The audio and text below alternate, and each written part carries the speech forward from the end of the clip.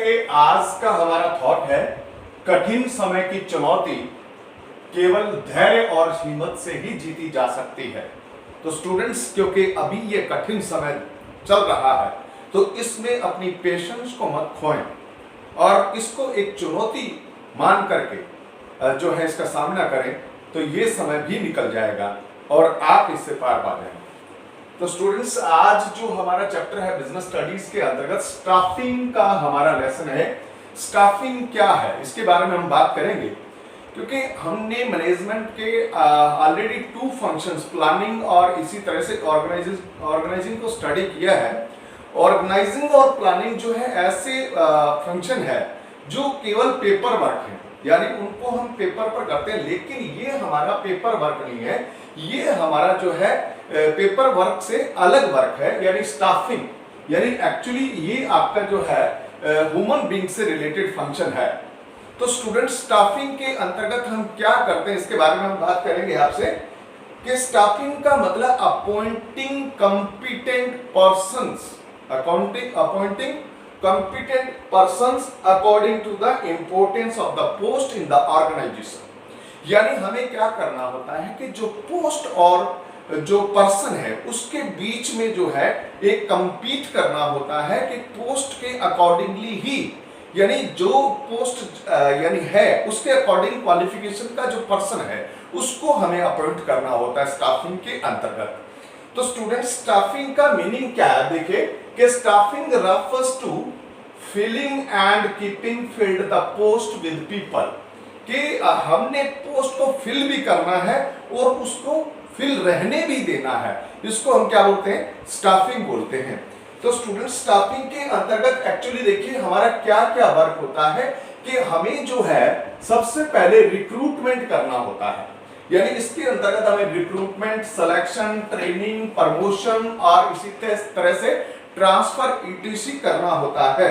तो हम अब स्टाफिंग की जो है डेफिनेशन जानना चाहेंगे कि स्टाफिंग की डेफिनेशन क्या है। देखिए, staffing function pertain to recruitment, selection, development, training and compensation of subordinate managers.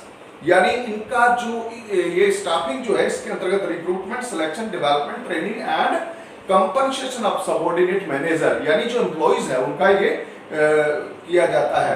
The managerial function of staffing involves the filling and keeping filled position in the organisational structure. हमें केवल position को fill ही नहीं करना है बल्कि उनको बनाए भी रखना है।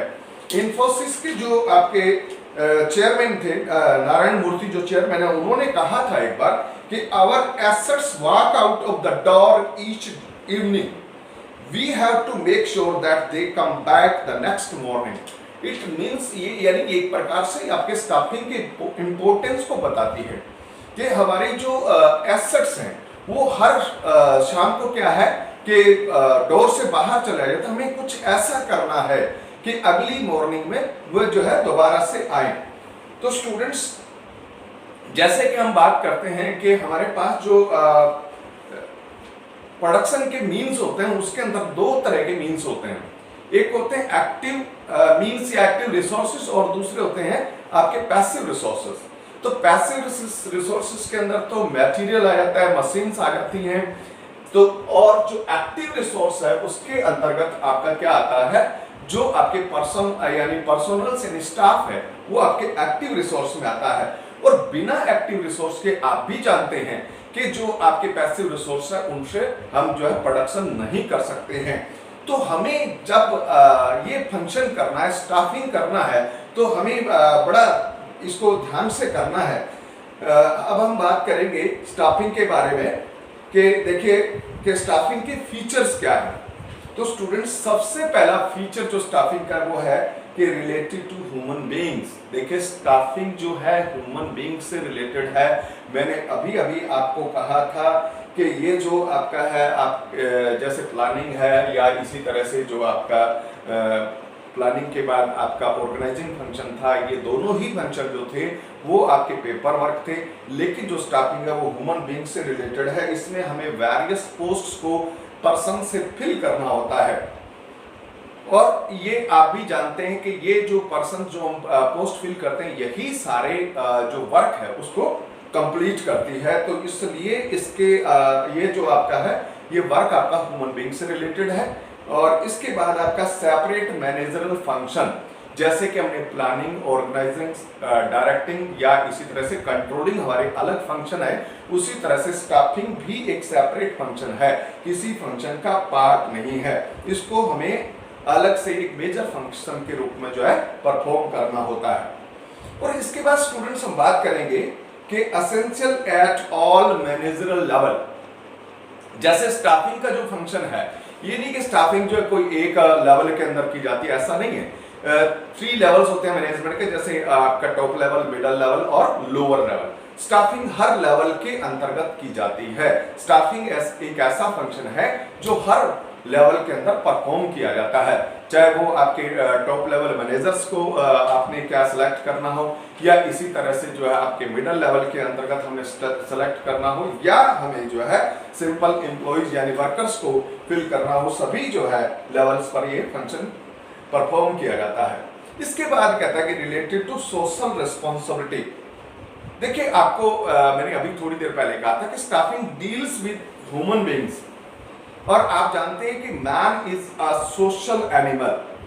Since it is connected with human beings, the social responsibility of this function is born. तो हमारी इसके प्रति जो सोशल रिस्पॉन्सिबिलिटी हो जाती है, और इस सोशल रिस्पॉन्सिबिलिटी को डिस्चार्ज हमें करना होता है। और इसके लिए हमें क्या करना होगा बेटे, इसके लिए हमें सिलेक्शन करना है, और उसके बाद सिलेक्शन की वजह से मैंने आपको बताया रिक्रूटमेंट, सिलेक्शन, ट्रेनिंग, प्रमोशन और इसी तरह से ट्रांसफर से संबंधित सारे काम जो है करने होते हैं। ये जो है एक सोशल रिस्पॉन्सिबिलिटी है स्टाफिंग। इसके बाद है effect of internal and external environment. देखिए स्टाफिंग का जो आपका फंक्शन है, ये इसका इंटरनल, इस पर इंटरनल और एक्सटर्नल दोनों तरह के एनवायरनमेंट जो है वो इफेक्ट करते हैं। इंटरनल एनवायरनमेंट के अंतर्गत जैसे क्या हो जाता है कि जो एम्प्लॉयमेंट पॉलिसी हो सकती है, एक जो आपका ऑर्गेनाइजेशन है उसकी अलग अलग पॉलिसी हो सकती है, यानी एम्प्लॉयमेंट के अंतर्गत वो जो है आपका डायरेक्ट नहीं करके इनडायरेक्ट करते हैं, या कई इनडायरेक्ट ना करके डायरेक्ट रिक्रूटमेंट करते हैं। जैसे जो आपकी टॉप लेवल की पोस्ट हैं वो प्रमोशन से फिल करते हैं, और जो लोअर लेवल की पोस्ट होती हैं वो जो है वो इनडायरेक्ट वे में फिल करते हैं। ये रूल हो सकता है। तो ये उसका इंटरनल जो है एनवायरनमेंट है। और इस तरह से एक्सटर्नल एनवायरनमेंट के अंदर गवर्नमेंट पॉलिसीज होती हैं, एजुकेशनल एनवायरनमेंट होते हैं। अब जैसे गवर्नमेंट की पॉलिसी कई प्रकार से हो सकती है कि गवर्नमेंट कई बार एक ऐसी पॉलिसी बना देती है कि इस तरह के जो ऑर्गेनाइजेशन है वो केवल एम्प्लॉयमेंट एक्सचेंज के थ्रू ही जो है स्टाफिंग करेंगे, या इसी तरह से कोई और सिस्टम जो है वो डेवलप कर दिया जाता है। तो एक तरह से हम ये कह सकते हैं कि इस पर जो आपकी स्टाफिंग है, इस पर इंटरनल और एक्सटर्नल एनवायरनमेंट दोनों का इफेक्ट पड़ता है। स्टूडेंट्स ये थे इसके स्टाफिंग के फीचर। अब हम बात करेंगे इंपोर्टेंस ऑफ स्टाफिंग की, कि स्टाफिंग के इंपोर्टेंस क्या है। देखिए स्टाफिंग फंक्शन का इंपोर्टेंस, पहला इंपोर्टेंस मैं आपको बता दूं, helpful in discovering and obtaining competent personnels. Staffing से हमें बहुत अच्छी मदद मिलती है कि हम एक कॉम्पिटेंट पर्सन का जो है सिलेक्शन करते हैं। कॉम्पिटेंट पर्सन का मतलब समझते हैं आप, कि जिस तरह से सपोज करो कि एक अकाउंट के टीचर का सिलेक्शन करना है, तो हमें क्या करना पड़ेगा, उसके अंदर अकाउंट को टीच करने की जो क्वालिफिकेशन है उनको चेक करना होगा, यानी उसके अकॉर्डिंगली क्वालिफिकेशन होनी चाहिए। ये नहीं हो कि एक टीचर हम कॉमर्स का रखते हैं उससे साइंस टीच करवाते हैं, तो वो संभव नहीं है। तो एक तरह से आपका जो स्टाफिंग है वो ये चीजें जो बड़ी ध्यान देता है, यानी आपको कॉम्पिटेंट पर्सन सेलेक्ट करने में मदद करता है। और उसके बाद है हेल्प इन बेटर परफॉर्मेंस। अब रही बात कि जो हमने सेलेक्ट किए हैं लोग, उनसे बेटर परफॉर्मेंस दिलवाता है, क्योंकि स्टाफिंग महज रिक्रूटमेंट और सिलेक्शन नहीं है, इससे हम ट्रेनिंग भी करवाते हैं, और ट्रेंड करके एक व्यक्ति की परफॉर्मेंस को, या अगर एक व्यक्ति जो है उसको मोटिवेट करना है तो उसको प्रमोशन देकर के उसकी परफॉर्मेंस को जो है इंप्रूव किया जा सकता है। तो स्टाफिंग एक फंक्शन ऐसा है जो आपकी परफॉर्मेंस को बेटर करता है। और उसके बाद नंबर 3 जो इसका इंपॉर्टेंस है वो है helpful in continuous survival and growth of the enterprises. कहता है एवरी एंटरप्राइजेस यानी कोई भी एंटरप्राइज वो चाहता है कि वो लॉन्ग रन में चले और वो सर्वाइव करे लॉन्ग रन के अंदर। तो ये तभी पॉसिबल हो सकता है कि जब उसके पास एक अच्छी ह्यूमन एसेट हो। और ह्यूमन एसेट्स कहां से आती है?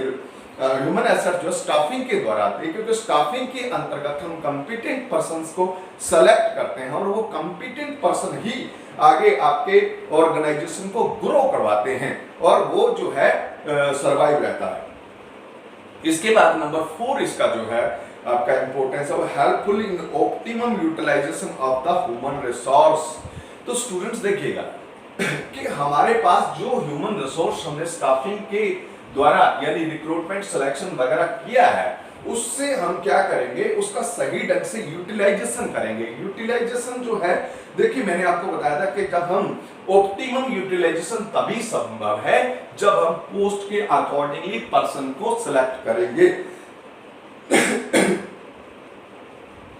और उसको जो है टाइम टू टाइम क्या करेंगे, उसको ट्रेनिंग है और उसका प्रमोशन है या उसका ट्रांसफर की आवश्यकता है वो भी करेंगे। और इससे क्या होगा कि जो हमारा ह्यूमन रिसोर्स है उसका ऑप्टिमम यूटिलाइजेशन होगा और ह्यूमन रिसोर्स का अगर ऑप्टिमम यूटिलाइजेशन होगा तो अदर रिसोर्स है उनका भी ऑप्टिमम यूटिलाइजेशन संभव बन पाएगा।